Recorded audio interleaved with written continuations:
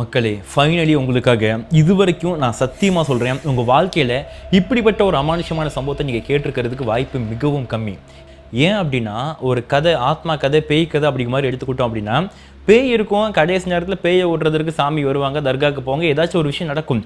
ஆனால் ஒரு மனுஷனுக்கு பேயால் பாதிப்பு ஏற்பட்டு வித்தின் ஒரு சில நிமிஷங்களுக்கு உள்ளேயே பார்த்தீங்கன்னா கடவுளாலேயுமே உயிர் போகிற லெவலுக்கு ஒரு பாதிப்பு ஏற்படுது அப்படின்னா இது சாத்தியமா? முதல்ல புரிஞ்சுக்கோங்க மக்களே, நீங்கள் பார்க்க வந்திருக்கிறது வெறும் சாதாரண கதை மட்டும் இல்லை, உண்மையாகவே நம்ம சப்ஸ்கிரைபர் லைஃப்பில் நடந்த ரியல் லைஃப் கோஸ்ட் இன்சிடென்ட் தான்.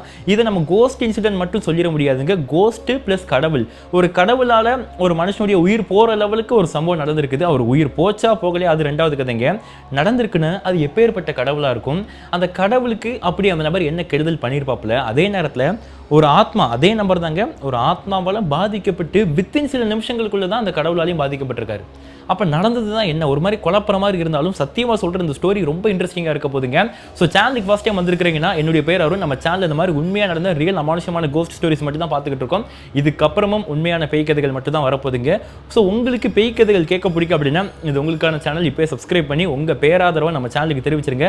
Welcome to Mister Ghost Tamil. நானும் அருண். பயத்தை எதிர்கொள்ள தயாராக இருந்துக்கோங்க.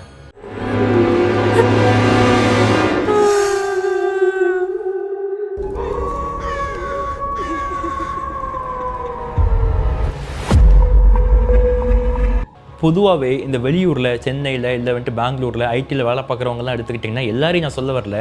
ஒரு சில பேர் என்ன பண்ணுவாங்க அப்படின்னா ரொம்ப இது பண்ணிக்கிட்டு இருப்பாங்க. கிராமப்புறங்களுக்கு ஏதாச்சும் ஃபங்க்ஷனுக்கு வந்தாங்கன்னு கூட அந்த கிராமத்தில் இருக்கக்கூடிய பசங்க, பெரியவங்க, வயசானவங்க யார் சொல்கிறதையுமே கேட்க மாட்டாங்க. ஏன் அவங்க அம்மா அப்பா சொல்கிறத கூட கேட்க மாட்டாங்க. இதை பண்ணாதான் சொன்னால் அதை தான் பண்ணுவாங்க, இங்கே போகாதான் சொன்னால் அங்கே தான் போவாங்க. பட் இது எல்லா டைம்லையும் பிரச்சனையாக வந்து அமைஞ்சிடாதுங்க.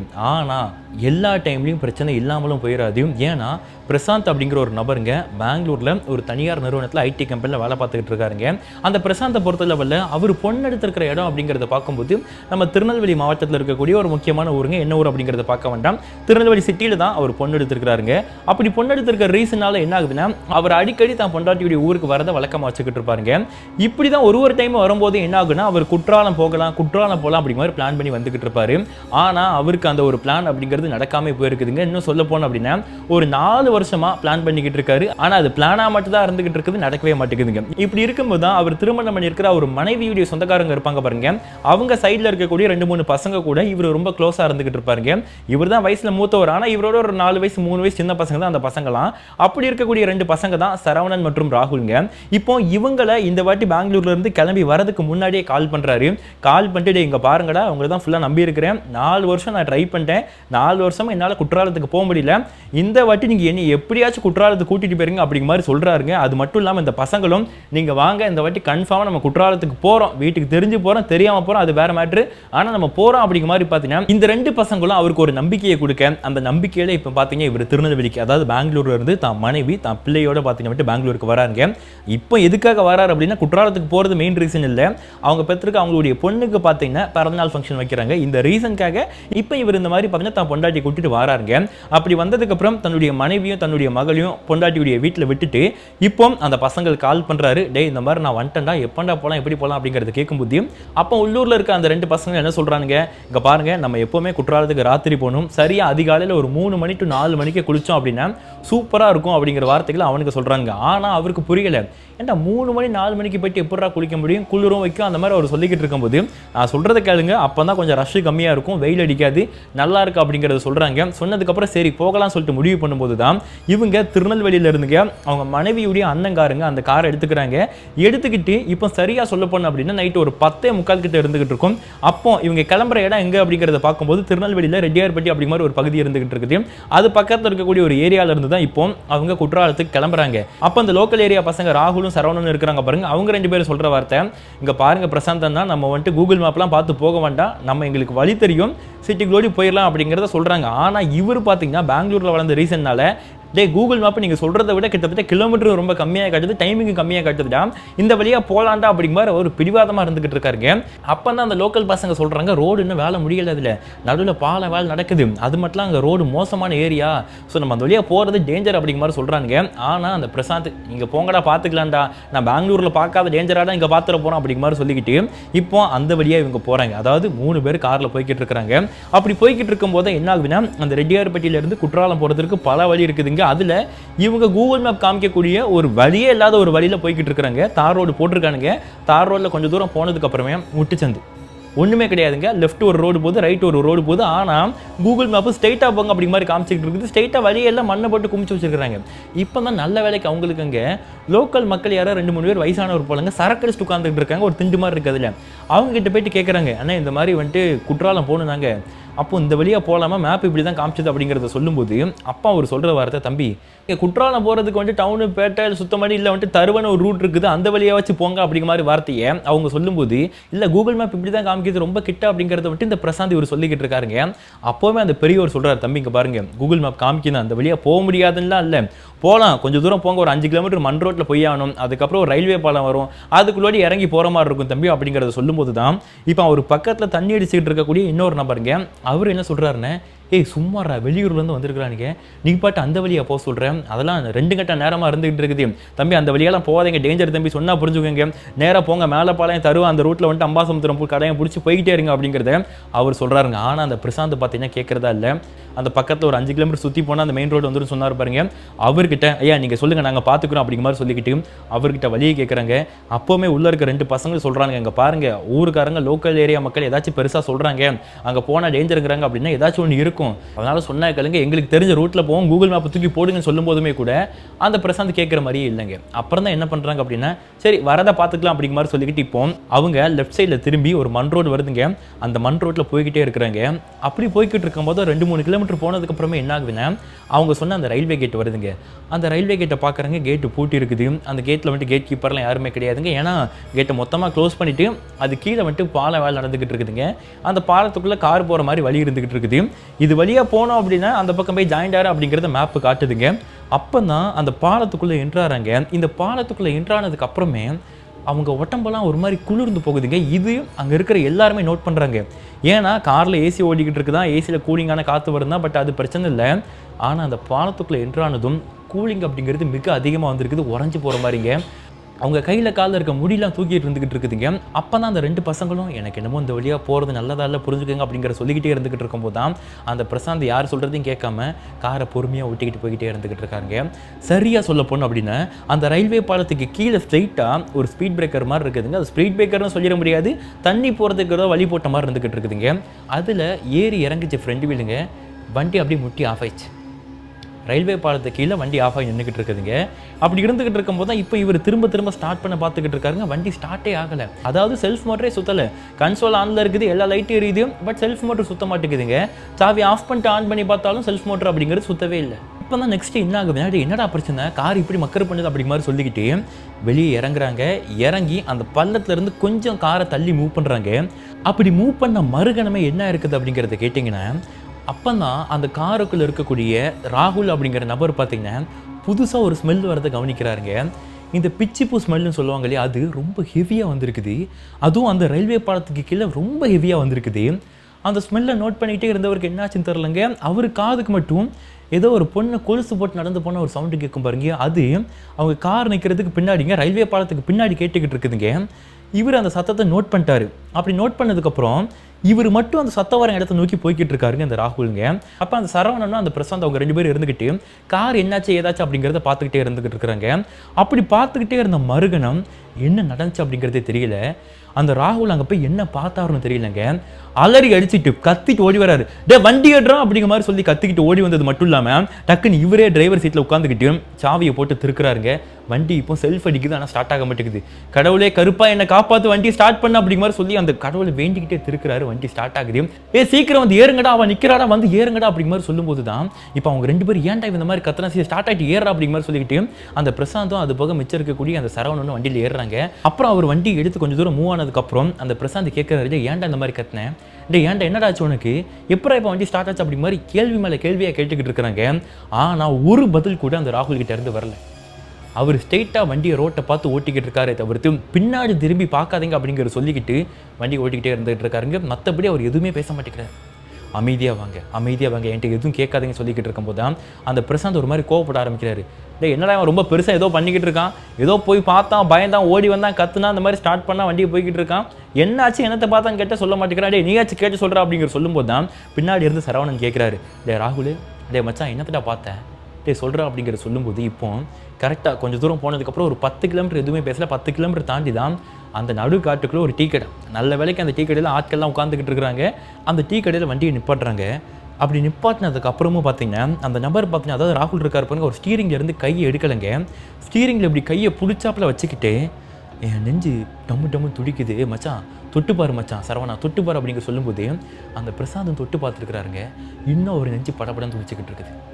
என்னடா ஆச்சு மச்சான், என்னடா நடந்துச்சு அப்படிங்கிறது கேட்கும்போது வாங்க வெளியே போய் பேசலாம் அப்படி மாதிரி சொல்லி 3 பேரும் ஒரு டீயை வாங்கிட்டு சைடில் ஒரு சின்னதாக உட்காரதுக்கு திண்டி கட்டி விட்ருக்காங்க.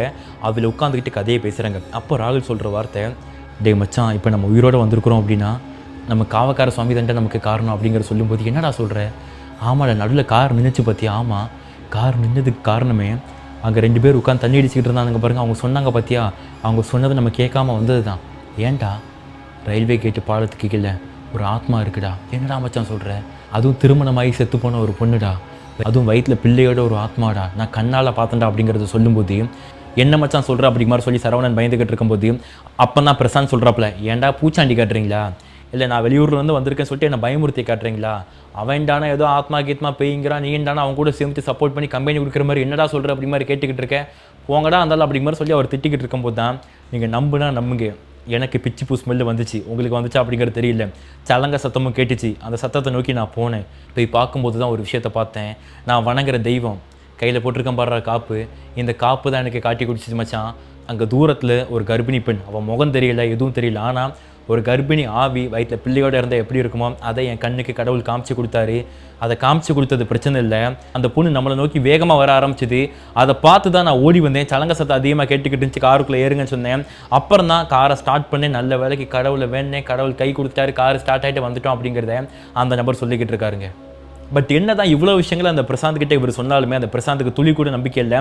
அப்போ தான் அந்த ராகுலும் ஒரு விஷயத்த சொல்கிறான், அண்ணே பிரசாந்தனை நம்புங்கண்ணே, இவன் கோயிலில் சாமி ஆடக்கூடியவனே, சாமி ஆடுறவங்க கண்ணுக்கு பேய் பிசாஸ்லாம் தெரியும்னு சொல்லுவாங்க, ஸோ எனக்கு என்னமோ சொல்கிறது உண்மை மாதிரி தான் தெரியுதுனே, நம்ம எதுக்கும் ஜாக்கிரதையாக இருப்போம், கடவுளை வேண்டிட்டு போனேன் அப்படிங்க மாதிரி சொல்கிறாங்க. சொன்னதுக்கப்புறம் தூர பொங்கடா அப்படிங்க மாதிரி சொல்லிக்கிட்டு அந்த நான் கார் ஓட்டுறேன் அப்படிங்க மாதிரி சொல்லிக்கிட்டு இப்போ அந்த பிரசாந்த் கார் ஓட்டுறாரு. இப்போ அந்த ஆத்மாவை பார்த்து பயந்து போய் இருந்துக்கிட்டு இருக்காப்புல பாருங்கள் சாமி ஆடிங்க ராகுல்ங்க. அவர் எனக்கு ஒரு மாதிரி இருக்குது, படபடப்பாக வருது, நான் பின்னாடி சீட்டில் படுத்து தூங்குறேன், எங்கேயுமே வண்டி நிப்பாட்டாதீங்க, போய்கிட்டே இருங்க, குற்றாலத்துக்கு போய் பார்த்துக்கலாம் அப்படிங்க மாதிரி அந்த நபர் சொல்லிக்கிட்டு பின்னாடி சீட்டில் படுத்து தூங்க போயிட்டாருங்க. இப்போ ஃப்ரண்ட்டில் லெஃப்ட் பேசஞ்சர் சீட்டில் சரவணனும் அது போக வண்டி ஓட்டுறது பிரசாந்த் ஓட்டிக்கிட்டு இருக்காருங்க. அந்த கார் கொஞ்சம் தூரம் அந்த ரோட்டில் அப்படி போய்கிட்டே இருந்துகிட்டு இருக்குதுங்க. நல்ல சேர்மாதேவி அது போக வீரநல்லூர் அந்த மாதிரி ஏரியாலாம் தாண்டினதுக்கு அப்புறமே ஏரியாவில் பார்க்குறாங்க கும் இருட்டுங்க, 2 பக்கமும் அடர்த்தியான மரங்கள் இருந்துகிட்டு இருக்குது. அது போக ஒரு 2 கிலோமீட்டருக்கு ஒருக்க ரோட்டு எல்லையில் வந்துட்டு ஏதோ கோவில் மாதிரி இருந்துகிட்டு இருக்குதுங்க. அப்போ தான் அந்த பிரசாந்த் இந்த வழியாக புதுசாக ஒரு நாள் கேட்குறாரு, என்னடா உங்கள் ஊரில் இவ்வளோ கோவில் இருந்துகிட்டு இருக்குது, முக்கு திரும்புற இடம்லாம் கோயிலாக இருந்துகிட்டு இருக்கு அப்படி மாதிரி சொல்லிக்கிட்டு இருக்காருங்க. அப்போவுமே அந்த சரவணன்லாம் சொல்கிற வார்த்தை, நீங்கள் முக்கு திரும்புற இடம்லாம் பார்க்குற கோவில் வந்துட்டு சாதாரண கோவில் இல்லை, சக்தி வாய்ந்த அம்மனும் சக்தி வாய்ந்த காவல்கார சுவாமி சொல்லைமாட சுவாமி இருக்கிற கோவில் அப்படிங்கிற அந்த நபர் சொல்லும்போது கூட, எங்க பாரு கோவில் இருக்குன்னு சொல்லி அதை விட்டு சக்தி வாய்ந்த கோவில் அது போக பயங்கரமான கோவில் அந்த மாதிரி பில்டப்லாம் விடாதா, ஏன்டா உங்கள் ஊருக்காரங்க ஃபுல்லாக இப்படி பில்டப்பாக விட்டுக்கிட்டு இருக்கீங்க அப்படிங்கிற வார்த்தையெல்லாம் அதிகமாக யூஸ் பண்ணிக்கிட்டு இருந்திருக்காருங்க. அப்போ தான் அடுத்து என்னது அப்படின்னா, அவங்க அந்த வழியாக போய்கிட்டு இருக்கும்போது வித்தின் ஒரு ½ அன் ஹவர் ஆயிருக்கும், பின்னாடி சீட்டில் நல்லா தூங்கிட்டாருங்க அந்த ராகுல் அப்படிங்கிறவருங்க. சரவணன் லேசாக லெஃப்ட் சைடில் கண் அசையும் போது தான் என்ன ஆகுதுன்னா, சரியாக ஒரு டேனிங்கில் ஒரு 30 வயசுக்கிட்ட இருந்துக்கிட்டு இருக்கும் போல ஒரு பொண்ணுங்க நல்ல சிவப்பு கலரில் பட்டு சேலை மாதிரி ஒரு சேலையை உடுத்திக்கிட்டு கையில் ஒரு சின்ன பிள்ளை மாதிரி இருக்குதுங்க, முகம் சரியாக தெரியல. அந்த பொண்ணு இவங்க காருக்கு சைடில் கீழே சமானப்பட்டு உட்காந்துக்கிட்டு இருக்க மாதிரி இருக்குதுங்க. அப்போ டக்குன்னு இவர் என்ன பண்ணிட்டாரு, வண்டியை நிப்பாட்டாரு. அதாவது அந்த பொண்ணை தாண்டி வந்து வண்டியை நிப்பாட்டிட்டாருங்க. அப்படி நிப்பாட்டும் போது என்ன ஆகுதுன்னா, பின்னாடி தூங்கிட்டு இருக்கவர் நல்லா தூங்கிக்கிட்டு இருக்காரு. அப்புறம் சைடில் உட்காந்துக்கிட்டு இருக்காரு பாருங்க, அவர் என்னாச்சு, ஏன் இந்த மாதிரி வண்டியை நிப்பாட்டிங்க அப்படி மாதிரி தூக்க கறக்கத்தில் அந்த சரவணன் பார்த்தீங்கன்னா அப்படி கண்ணை திறக்கிறதுக்குள்ளே என்ன ஆகுதுன்னா, இரி வந்துருது அப்படிங்க மாதிரி சொல்லிக்கிட்டு இந்த பிரசாந்த் காரை திறந்து பின்னாடி போக ஆரம்பிச்சிருக்கிறாரு. அடுத்த நிமிஷமே என்ன ஆகுதுன்னா, இந்த பிரசாந்த் 2-3 ஸ்டெப் எடுத்து வைக்கிறதுக்குள்ளே பார்த்தீங்கன்னா அந்த முன்னாடி இருந்தவர் முழிச்சிட்டு டக்குன்னு பின்னாடி இருக்கிற நபர் எழுப்புறாருங்க, ராகுல் எழுப்புறாரு. டே மச்சான் ராகுல் அங்கே பாரு, பின்னாடி திரும்பி எங்கேயோ போய்கிட்டு இருக்காரு இவர் அப்படிங்கிற சொல்லும்போது, டே எதுவும் 1 பாத்ரூம் போவாரா இருக்குண்டா அப்படி மாதிரி சொல்லும்போது தான் டக்குன்னு ராகுலுக்கு உடம்பெல்லாம் சிரிக்க ஆரம்பிச்சிருச்சுங்க. என்னன்னே தெரியல, என்னடா எனக்கு ஏதோ பண்ணுது அப்படி மாதிரி சொல்லிக்கிட்டு இப்போ அந்த ராகுல் வந்துட்டு பின்னாடி கண்ணாடி வழியாக திரும்பி பார்த்தவர் என்ன நினச்சாருன்னு தெரியல, சட்டார்னு கதவை திறந்தவர் நேராக வேகமாக ஓடி போய் அந்த பிரசாந்த் இருக்கார் பாருங்க, அவர் கையை பிடிச்சது மட்டும் இல்லாமல் அந்த பிரசாந்துடைய வாயையும் பிடிச்சிக்கிட்டு அந்த பக்க சீட்டில் உட்காந்துக்கிட்டு இருக்க அவனையும் கூப்பிட்டுட்டே வாடா மச்சான் அப்படிங்க மாதிரி சொல்லிக்கிட்டு அவர் அப்படியே அலேக்கா அந்த கார் சீட்டில் பேக் சீட்டில் போட்டு தள்ளுறாங்க. தள்ளி கார் கதவு போட்டினதுக்கப்புறம் தான் வாயவே திறக்கிறாங்க. டே ஏன்ட்ட அந்த மாதிரி பண்ணுறீங்க, உங்களுக்கு என்னடா பிரச்சனை, அங்கே ஒரு பொண்ணு பாவண்டா ரோட்டில் உட்காந்துக்கிட்டு இருக்காடா, அதான் தள்ளி போய் உட்காரமா சொல்ல, இல்லை ஹெல்ப் எதுவும் வேணுமான்னு கேட்க போகலாண்டா அப்படிங்கிற மாதிரி வார்த்தைகளை அந்த பிரசாந்த் சொல்லும்போது தான் அப்போ அந்த ராகுல் சொல்கிற வார்த்தை, எங்கே எந்த பொண்ணு உட்காந்துக்கிட்டு இருக்கா நீ பாத்தியா. அந்த ராகுலுடைய டோனே மாறுது. ராகுல் பிரசாந்துடைய சின்ன பையன் தான், ஆனால் ராகுல் ஒட்டம்பளி இப்போ வேறு எதுவும் ஆத்மா வந்துச்சா இல்லை வந்துட்டு சாமி வந்துச்சான்னு தெரியல, அந்த ராகுலுடைய டோனே மாறுது. என்னத்தை நீ பார்த்த, உனக்கு இப்போ என்ன பிரச்சனை, உனக்கு இப்போ குற்றாலம் போகணும் தூக்கி வாரி போடுதா அப்படி மாதிரி கேள்வி மேலே கேள்வியாக கேட்டது மட்டும் இல்லாமல் இங்கே நடக்கிறது எதுவுமே சரவணனுக்கு புரியலை. டேய் ராகுல் மச்சான் என்ன மச்சான் ஆச்சு, ஏன்டா அந்த மாதிரி பேசிகிட்டு இருக்க அப்படிங்கிற சொல்லும்போது, நீ கம்மன் அமைதியாடுறா, சொல்ல வேண்டாமா அந்த மாதிரி இடத்துல நிற்கக்கூடாது, வண்டி விட்டு அவன் இறங்கக்கூடாது, நீ சொல்ல வேண்டாமா, என்னத்தை முன்னாடி உட்காந்து பார்த்துக்கிட்டு இருக்க அப்படிங்கிற மாதிரி அந்த சரவணனுக்கு திட்டு. அப்புறம் தான் அந்த சரவணன் என்னடாச்சு என்ன நடக்குதுன்னு புரியாமல் சைடில் எட்டி பார்க்காருங்க, பின்னாடி கண்ணாடி வழியாக பார்க்காருங்க, சரவணனுக்கு ஒன்றுமே தெரியலை. அப்புறம் தான் இப்போ திரும்பியுமே அந்த பிரசாந்த் சொல்கிறாரு, ஏண்டா உங்களை கூப்பிட்டு வந்தது என்னுடைய பெரிய தப்பு, நான் சவனன் நான் மட்டும் தனியாக காரோ பைக் எடுத்து குற்றாலத்துக்கு போயிருக்கணும்டா அப்படிங்கிற மாதிரி சொல்லும்போது கூட அப்போ திரும்பி ராகுல் சொல்கிறாரு, ஹெல்ப் பண்ணணும்னு நினைக்கிறது தப்பு இல்லை, ஆனால் யாருக்கு ஹெல்ப் பண்ணணும், எங்கே ஹெல்ப் பண்ணணும், எந்த இடத்துல எந்த நேரத்தில் ஹெல்ப் பண்ணணும் அப்படிங்கிறது இருக்குது. இப்போ நீ ஹெல்ப் பண்ணணும்னு நினச்சி பின்னாடி திரும்பி பார்த்துட்டு போன பாரு, அது பொண்ணு இல்லை. பொண்ணு இல்லைன்னா யார், பேயா, பேயும் இல்லை, பேய்கள் அடக்கி ஆள்ற இசக்கியம்மன். என்னையா சொல்கிறேன், அவருக்கு இசக்கியம்மன் என்னன்னே தெரியல. ஏன்னா அவங்களுக்கு தெரிஞ்சதெல்லாம் வந்துட்டு காளியம்மன் மாரியம்மன் அந்த மாதிரி அம்மன்லாம் தெரியும் போல், தென்னிந்தியாவில் தான் வந்துட்டு ரொம்ப அதிகமாக இசக்கியம்மன் பேச்சியம்மன் சொல்லிக்கிட்டு இருப்பாங்க இல்லையா. அப்போ அவருக்கு அது என்ன இசக்கியம்மன் ஒன்றும் புரியல. அப்போ தான் அந்த ராகுல் திரும்பவும் சொல்கிறாரு, நான் சொல்கிறத நீ நம்பலை அப்படின்னா காரில் கண்ணாடி இருக்கா, கண்ணாடி வழியாக பாரு, இல்லை ஃபோன் வச்சுருக்கியா, ஃபோனில் வீடியோ எடுத்து பாரு அப்படிங்கிற சொல்லும்போது இவர் தான் கையில் இருக்கக்கூடிய ஃபோனில் வீடியோ எடுத்து ட்ரை பண்ணுறாருங்க. ஆனால் வீடியோவில் அங்கே யாரும் இருக்கிறது தெரியல. அவர் கண்ணுக்கு தெளிவாக தெரிஞ்சிருக்குது அங்கே ஒரு பொண்ணு இருக்கிறது, பட் வீடியோவில் எதுவுமே தெரியல. அதே நேரத்தில் காரில் இருக்கக்கூடிய மிரர் வழியாகவும் பார்த்துருக்கிறாரு, அந்த மிரரில் எதுவுமே தெரியல.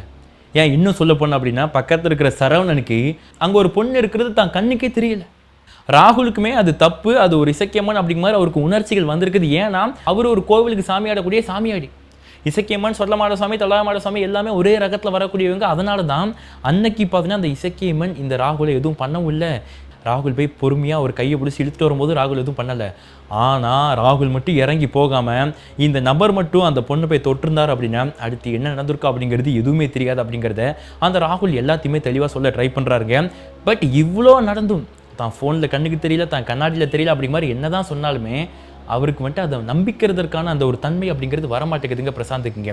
இப்போ தான் என்ன பண்ணுறாங்க, வண்டி எடுப்போம் அப்படிங்கிற மாதிரி சொல்லிக்கிட்டு பின்னாடி இருக்கக்கூடிய அந்த பொண்ணு உருவத்தெல்லாம் பற்றி எதுவுமே யோசிக்காமல் வண்டி எடுத்துட்டு வேகமாக குற்றாலம் போகிறாங்க. ஆனால் அந்த குற்றாலத்தில் அன்னைக்குன்னு பார்த்து வெளில வந்த ரீசனால் எங்கேயுமே குளிக்க விடலை. சரியாக ஒரு 3 மணிக்கிட்ட போயிட்டாங்க. போனதுக்கப்புறம் டைகர் ஃபால்ஸ் அப்படிங்கிற மாதிரி ஒரு ஃபால்ஸ் இருக்குது, அங்கே மட்டும் குளிக்க அலோவ் பண்ணுறாங்க அப்படிங்கிற மாதிரி சொல்லியிருந்துருக்காங்க. அங்கே போயிட்டு இவங்க குளிச்சுட்டு வெளியே வந்தாலுமே இந்த ராகுலுக்கு வந்துட்டு ஏதோ ஒரு மாதிரி உறுத்திக்கிட்டே இருந்திருக்குது, சரியாக படலை. அப்போ தான் என்னென்னா அந்த ராகுல் முன்னாடி கோவிலில் சாமி ஆடும் போதுனா இவங்க ஊர் கோவிலுக்கு தீர்த்தம் எடுக்கிறதுக்கு பிரம்மதேசம் அப்படிங்கிற மாதிரி ஒரு ஏரியா இருக்குது. அந்த ஏரியாவில் இருக்கக்கூடிய முக்கியமான ஒரு கோவிலுக்கு வருவாங்க. அப்படி அந்த கோவிலுக்கு போகணும் அப்படிங்கிற மாதிரி சொல்லி ராகுலுக்கு உள்ளுன்னு சொல்லிக்கிட்டே இருந்திருக்குதுங்க. அந்த கோவில் இருக்கக்கூடிய சாமியார்கிட்ட போயிட்டு நடந்ததை சொல்லி சாமி கும்பிட்டுட்டு தண்ணி எறிஞ்சிட்டு வரலாம் அப்படிங்கிற மாதிரி பிளான் பண்ணுறாருங்க. ஆனால் இதை சொன்னோம் அப்படின்னா பிரசாந்த் வரமாட்டார்.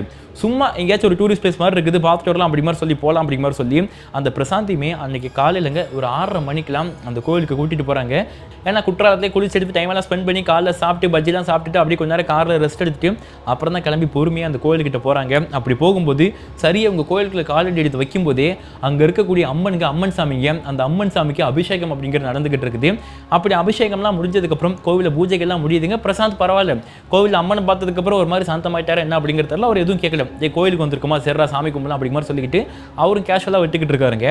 அப்புறம் தான் என்ன ஆகுதுன்னா, அந்த சாமியார் வராரு. வந்த சாமியார்கிட்ட இப்போ சாமி ஒரு முக்கியமான விஷயம் பேசணும், நாங்கள் நேற்று உயிர் பிழைச்சி வந்ததே பெரிய தெய்வ செயல் சாமி, எங்களுக்கு என்னாச்சு ஏதாச்சும் அப்படிங்கிறது தெரியல, ஆரம்பத்தில் ஒரு தடங்கல், அது நான் நல்லா ஞாபகம் இருக்குது, ஒரு தேவையில்லாத ஒரு கெட்ட சக்தி, கெட்ட ஆத்மா தான், கர்ப்பிணி ஆத்மா எங்களை பிடிக்க வந்துச்சு, அப்போவுமே காவக்காரன் காப்பாற்றிட்டாப்புல, அடுத்து ரோட்டில் வர வழியில் என் தாய் அம்மன் வந்துட்டு வழி மறைச்சாங்க, ஸோ இவர் இறங்கி போயிட்டாரு, அடுத்து எப்படி தப்பிச்ச என்ன ஏது அப்படிங்கிறதே தெரியல, என்னங்கிறத கொஞ்சம் சோழி உருட்டி பார்த்து சொல்லுங்கள் சாமி அப்படிங்கிறத சொல்லும்போது தான் இவங்க 3 பேரும் உட்கார வைக்கிறாங்க. பட் அப்போவுமே அந்த பிரசாந்துக்கு நம்பிக்கை இல்லை. ஆனால் இவர் என்ன சொல்கிறாரு அப்படிங்கிறத பார்க்கலாம் அப்படிங்கிற மாதிரி சொல்லிக்கிட்டு தான் அந்த பிரசாந்த் பார்த்தீங்கன்னா உட்காந்துக்கிட்டு இருக்காருங்க.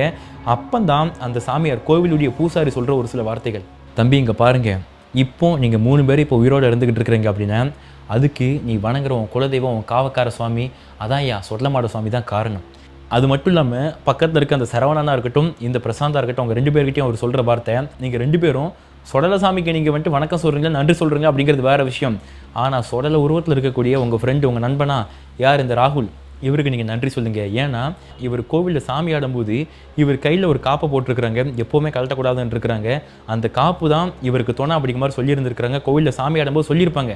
அப்படிங்கிறத சொல்லும்போது இப்போ தான் பக்கத்தில் இருக்க சரவணன் சொல்கிறாரு, ஆமாம் சாமி காப்பு நாங்கள் தான் போட்டோம் அப்படிங்கிறத அந்த சரவணன் சொல்கிறாங்க, ஃபேமிலியாக சேர்ந்து போட்டிருப்பாங்க போல், அந்த காப்பும் நீங்கள் வணங்குற சாமி தான் உங்களை காப்பாற்றிருக்குது. ஏன்னா அந்த தம்பி ராகுல் சொன்ன மாதிரி தான் நீங்கள் வரும்போதே ஒரு கர்ப்பிணி ஆவிட்ட மாட்டி அந்த ஆவி கையாலே நீங்கள் செத்துருக்க வேண்டியது, தப்பிச்சிட்டிங்க கரெக்டாக அப்படிங்கிறத கேட்கும்போது ஆமாம் அப்படிங்கிற சொல்கிறாங்க. அப்புறம் நீங்கள் கொஞ்சம் தூரம் தாண்டி வந்ததுக்கப்புறம் ஆத்தா எஸ்எகேஎம் தாய் கையில் பிள்ளையோடு உட்காந்து ரோட்டில் உட்காந்து சோழி போட்டு விளாண்டுக்கிட்டு இருந்திருக்கா. இந்த கல்லை வச்சு தூக்கி தூக்கி போட்டு விளாடுவாங்க தெரியுமா, அந்த மாதிரி அவள் பிள்ளை கூட சேர்ந்து டைம் ஸ்பெண்ட் பண்ணிக்கிட்டு இருக்கான். அந்த நேரத்தில் அவள் சந்தோஷத்தை கலைக்க பார்த்துருக்கப்பா நீ யாரை பிரசாந்தை பார்த்து சொல்கிறாங்க. ஒன்று அவள் எஞ்சி போகிற வரைக்கும் அங்கேயே நீ வந்துட்டு காரை ஆஃப் பண்ணி போட்டு அமைதியாக இருந்திருக்கணும், இல்லையா நீ கண்டுக்காமல் நீ பாட்டு போய்கிட்டே இருந்திருக்கணும் உன் குலதெய்வத்தை நினச்சிக்கிட்டும். நீ 2ம் பண்ணாமல் எவ்வளோ தைரியம் இருந்தால் ஒரு ஆத்தாக்கிட்டே போய் உனக்கு என்ன வேணுமா அப்படிங்கிற மாதிரி கேட்க போயிருந்திருப்பேன். அப்போ பிரசாந்த் சொல்கிறாரு, சாமி நீங்கள் சொல்கிறதெல்லாம் நான் அக்செப்ட் பண்ணிக்கிறேன், ஆனால் நான் ஒரு பவரில் தைரியத்தில் போல, ஒரு பொண்ணு ஹெல்ப் கேட்குறாங்க போல், இல்லை ஹெல்ப் இல்லாட்டியும் ரோட்டை விட்டு தள்ளி போய் உட்காருங்கம்மா அப்படிங்கிறத நான் சொல்கிறதுக்கு தான் நான் போனேன், நீங்கள் சொல்கிற மாதிரி எண்ணத்தில் நான் போகல அப்படிங்கிறத சொல்லும்போது கூட இங்கே பாரு, ஒரு சில சாமிகள் அதுவும் 2ஆம் கட்ட நேரம் நைட்டு 12 மணி சாமகாலம் இந்த மாதிரி நேரத்தில் வெளியெல்லாம் அவ்வளோ தூரம் ட்ராவல் பண்ணக்கூடாது. அதுவும் இந்த பாதை களக்காடு, சேர்மாதேவி, தென்காசி இந்த பாதையெல்லாம் மிக மோசமானது. அதாவது பேய்களுக்கு மோசமானதுன்னு நாங்கள் சொல்ல வரல, பல சக்தி வாய்ந்த வனப்பேச்சு, வன இசைக்கு அப்படிங்கிற மாதிரி என்னென்னா எக்கச்சக்கமான வனம் சார்ந்த தெய்வங்கள் இருக்கக்கூடிய ஏரியா. இங்கே ராத்திரி போல் சாமிகள் நடமாடும். அப்படி நடமாடும்போது தெரிஞ்சோ தெரியாமலோ நம்ம அந்த சாமியை பார்க்க நேரிட்டுச்சுன்னா ஒன்று அங்கேயே மண்டிட்டு வணங்கிடணும், இல்லை கண்டுக்காமல் போயிடணும். அதை விட்டு போட்டு அவங்க வழியில் குறுக்குன்னு நினச்சோம் அப்படின்னா கண்டிப்பாக உயிரோடு இருக்கிறதுக்கு சான்ஸே கிடையாது, ரத்தவாந்தி எடுக்கிறது கூட வாய்ப்பு இருக்குது. அன்னைக்கு உண்மையிலே தம்பி இந்த காப்பு போட்ட இந்த தம்பி மட்டும் உங்கள் கூட இல்லை அப்படின்னா இன்றைக்கி நீங்கள் இறந்துருப்பீங்க, உங்கள் ஆயுள் முடிஞ்சிருக்கும், கரணம் தப்பி மரணம் தப்பி நீங்கள் வந்திருக்கிறீங்க அப்படிங்கிற மாதிரி வார்த்தைகளை ஃபுல்லாக அந்த சாமியார் சொல்லிக்கிட்டு இருக்காருங்க. அதை கேட்கும்போது இவருக்கெல்லாம் உடம்பெல்லாம் புல்லரிச்சு போச்சு பிரசாந்துக்கு. என்ன சாமி சொல்கிறீங்க எல்லாமே உண்மையா அப்படிங்கிறது கேட்கும்போது இன்னும் இவர் லைஃப்பில், பிரசாந்துடைய லைஃப்பில் பல தடங்கள் நடந்திருக்கும் பாருங்க. அவர் வீடு கட்ட நினைக்கும் போது தடங்கள், திருமணத்தில் தடங்கள், அவர் தங்கச்சிக்கு தடங்கள் அப்படிங்கிற மாதிரி நடந்திருக்கக்கூடிய தடங்களை ஃபுல்லாக புட்டு அந்த சாமியார் வச்சிட்டார். இது வரைக்கும் நடந்ததாச்சும் பரவாயில்ல, ராகுல் முன்னாடியே ஒரு உண்மையை சொல்லிட்டாப்புல, அதனால இவர் சொல்லியிருக்காரு அப்படிங்கிற மாதிரி நினச்சிக்கலாம். ஆனால் நம்ம பர்சனல் லைஃப்பில், நம்ம லைஃப்பில் இது வரைக்கும் நடந்தது, ஏன் இதுக்கப்புறம் நடக்க போகிறது அப்படிங்கிற மாதிரியான வார்த்தைகளை ஃபுல்லாக நம்ம கண்ணு முன்னாடி கொண்டு வந்து நிப்பாட்டுறாரு அந்த சாமியார். அப்போ கண்டிப்பாக இவர் சொல்கிறதெல்லாம் உண்மை தான். நம்ம ராத்திரி போல் முதல்ல ஒரு ஆத்மாக்கிட்டையும் அப்புறம் இசக்கியம்மன் தாய்கிட்டையும் இருந்து உயிர் படைச்சு வந்திருக்கோம். அதுக்கு காரணம் இவன் அப்படிங்கிறது, அதான் ராகுல் அப்படிங்கிறது தெரிய வருது. இப்போ ராகுலை பார்த்து கையெடுத்து கும்பிட்டது மட்டும் இல்லாமல் ராகுல் சொல்கிற வார்த்தை, என்ன கும்பிட்டாதீங்க, ஆத்தாவை வணங்குங்க, வெளியே இருக்க காவக்கார சுவாமியை கும்பிடுங்க. அதுதான் சாமி சொல்கிறாரு, என் கையில் இருக்க காப்பு தான் காரணங்கிறது, காப்பு வேறு யாரும் இல்லை, காவக்கார சுவாமி தான், சாமியை போய் வணங்குங்க அப்படிங்கிறத ராகுலும் பெருந்தன்மையாக சொல்கிறாருங்க. அன்னைக்கு அந்த சாமியார் மற்றும் இவருடைய பாஸ்ட், அதாவது பிரசாந்துடைய பாஸ்ட்டில் நடந்ததை ஃபுல்லாக சொல்லலை அப்படின்னா பிரசாந்த் இதையுமே நம்பியிருக்க மாட்டார். ஏன்னா பிரசாந்த் இது வரைக்கும் அந்த சாமியாரை பார்த்ததும் இல்லை. ஈவன் பிரசாந்த் பாஸ்ட் லைஃப் நடந்த விஷயங்கள் பக்கத்தில் இருந்துக்கிட்டு இருக்க ராகுலுக்காக இருக்கட்டும், சரவணா இருக்கட்டும், அவங்க 2 பேருக்குமே தெரியாது. அப்படி இருக்கும்போது அவர் சொன்ன ரீசன்னால தான் பிரசாந்த் நம்பியிருக்கிறாருங்க. ஸோ இப்போ தான் அந்த பிரசாந்தே உணர்ந்த ஒரு விஷயம், அதாவது இந்த கதை நம்மகிட்ட பிரசாந்த் தான் சொன்னதுங்க. சொன்னது மட்டும் இல்லாமல் அவர் சொல்கிற வார்த்தை என்ன அப்படின்னா, எனக்கு தான் எல்லாம் தெரியும் அப்படிங்கிற மாதிரி சொல்லிக்கிட்டு யாருமே இருக்காதீங்க. ஏன்னா நான் அப்படி தான் இருந்துகிட்டு இருந்தேன். என் கண்ணு முன்னாடி இருந்தும் என் கண்ணு முன்னாடி தெரிஞ்சும் அது கண்ணாடியில் தெரியல, ஃபோனில் தெரியல, அப்படியுமே நான் நம்பலை. அந்த லெவலுக்கு நான் நம்பாமல் இருந்துகிட்டு இருந்தேன். ஆனால் இப்போ அந்த சாமியார் சொன்னதுக்கப்புறம் எனக்கு ஒரு நம்பிக்கை வருது.